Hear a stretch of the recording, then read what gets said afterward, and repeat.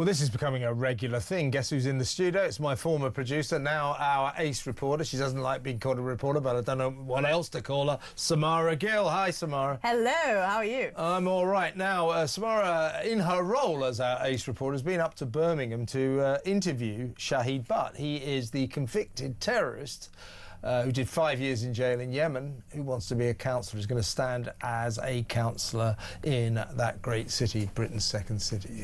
Here's what Shahid had to tell her.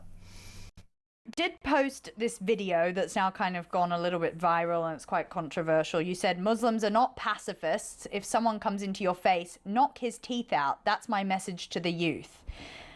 I mean, why should anyone believe you're some sort of force for calm or unifier, as you claim to be, if you're sort of advocating for knocking people's teeth out? Controversy sells. Is that what you're trying to do? Launder your reputation through the ballot box? No. I don't need to do stunts to make myself known. I'm already a known person. You know, this is not my first. But this was a pretty recent comment. You know, you say you're a reformed individual, but you're saying that someone to knock someone's teeth. Yeah, out. I'll clarify that. I'll clarify that. Under British law, yeah, and everybody needs to go and check this, and maybe you could put it under in the comments. Yep. Under British law, you are allowed what's called a preemptive strike. So if you feel that your life is threatened, if somebody comes in your space, you don't have to wait for that person to hit you. You are allowed to hit them. This is British law, not my law. Well, that's interesting, because I wouldn't mind going to see old Mr. Butt and give that one a go, eh? You know, come on then. It was. Look, I mean, seriously. I mean, there he is, you know, preaching violence again. This is a guy who said that no Muslims, Muslims must never be friends with Jews or Christians. He is a guy who's part of this really disconcerting, frightening independent candidates alliance. Up there, which is an organisation that will be fielding more than 60 Muslim candidates in what is being seen as an Islamic takeover of an already very Islamic city, Birmingham. Parts of Birmingham are very Islamic. So he's all part of that. And he's trying to be all kind of reasonable, but he's still preaching violence, how to knock your teeth out, and under British law it's okay. It's not actually, Shahid. Don't do that at home, folks. They're obsessed with finding ways around British law. I mean, Ahmed Yaqub, our good friend here on the station, good old Ahmed. He made a great video, I say great in quotation marks, about how to hide a baseball bat. And all these comments were made around the time that the Maccabi Tel Aviv drama was ensuing and they were trying to ban Jews from Birmingham. So I just want to offer that context as well. That's why I really wanted to press him on it. I think it's interesting because I think immigration policies have brought this on us. I almost feel like someone like Shahid Butt is just a product of what has happened. His constituency, or who he's trying to represent, they're 91% ethnic minority, 70% of them are Muslim. So they say that, and he's got lots of bad words to say about Labour. That's sort of where we aligned. He hates Labour. Yeah.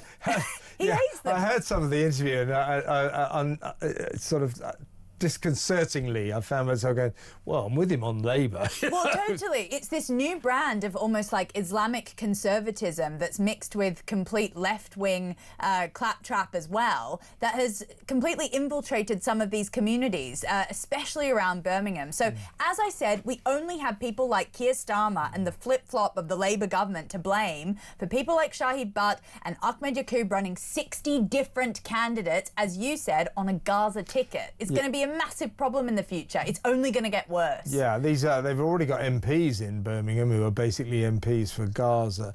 Now, you know, when Robert Jenrick, when he was a Tory, remember those times? He went to Handsworth, very Muslim area of Birmingham. Only 4% of people who live there aren't Islamic.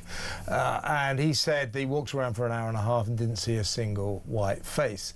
He said didn't want to live in a country like that. I don't have any problem with that at all. I don't have a problem with a multicultural society.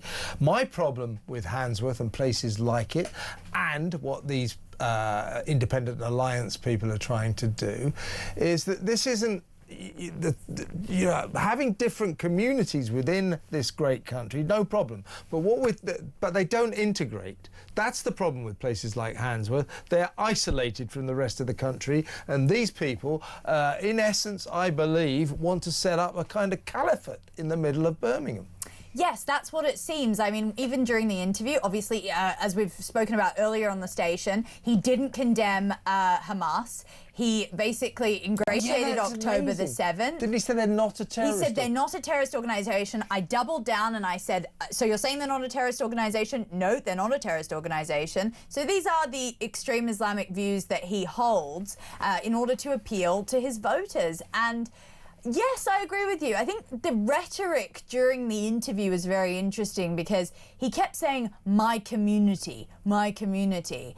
And when I questioned him on what that meant, he basically did say that he meant kind of all the Muslim people within that community. And I don't think that's right, because I think if you're standing to be a councillor in a British area, then you should be representing everyone. There are a lot of white working class people that also need to be represented, people from other parts of Asia, Africa, etc. I don't think that, as you said, we should have these siloed off communities where they're only tending to each other's needs. And integration is a great thing. My own dad is an Indian immigrant who came to Australia and completely integrated, so much so that he got an Australian wife and had me, but that's a whole other story. Yeah.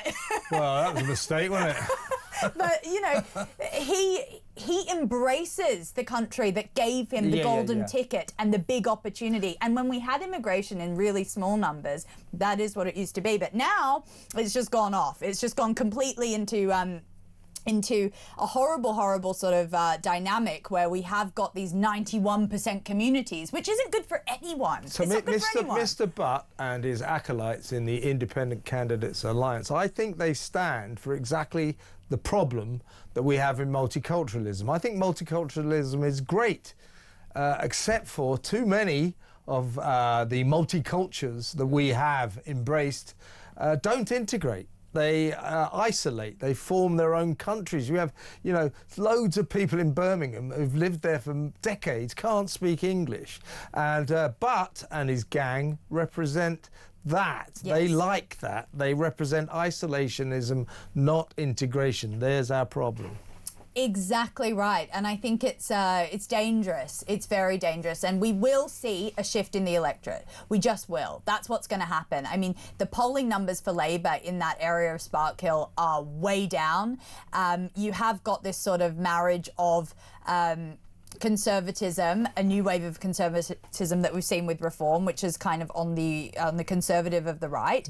But then you've obviously got a lot of people falling out with Labor on the left. And so they're jumping onto other ships like the Green Party, like your party, etc. So I think the death of Labor is an equally dangerous thing to what the death of the Conservatives is to the left-wingers. And we need to look at it closely, because at the moment, we've got a convicted terrorist standing to be a councillor who probably will win. Oh, yeah, I don't think so. I think most of these candidates that the Independent Candidates Alliance put up, and they're all going to be, they say they're not all Muslims. Well, if for example, they say it's more than 60, if, for example, they put up 64, I guarantee you 62 of them will be Muslims. That's what this is about. And these people, because I had the ringleaders on my show, on this show earlier in the week, or was it last week? They invited you for dinner, by the way, Kev, next time. London. I don't know what that is. I don't know why, but I actually quite like them. I don't agree with what they stand for, but I do actually quite like them as people. Hope they don't kick you in the teeth. Yeah, don't knock my teeth out. There's a long story. There's a lot. I've got a lot of history with these, as regular viewers might know. But what they stand for, when I said, well, what do you think about banning Jewish football fans from Aston Villa, the Maccabi Tel Aviv fans? They said, we totally agree with that. We think all Israelis, all Jews should be banned from all sporting events, fans and teams alike. That's how extreme they are. Thank you, Samara, for giving us a glimpse into the increasingly extreme world of Birmingham, Britain's second city. 03444991000.